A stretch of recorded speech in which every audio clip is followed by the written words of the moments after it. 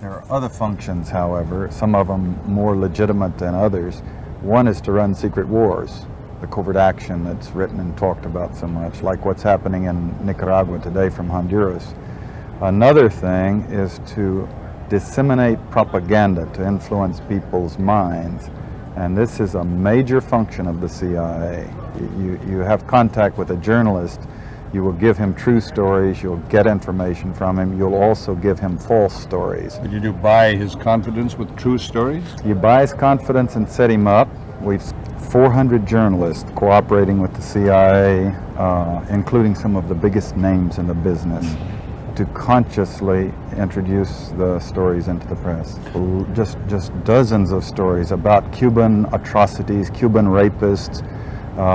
In one case, we had the Cuban rapists caught and tried by the Ovimbundu maidens who had been their victims, and then we ran photographs that made almost every newspaper in the country of the Cubans being executed by the Ovimbundu women who supposedly had been their victims. But these were fake photos? Oh, absolutely. We didn't know of one single atrocity committed by the Cubans. It was pure, raw, false propaganda to create an illusion of communists, eating babies for breakfast and that sort. Totally false propaganda.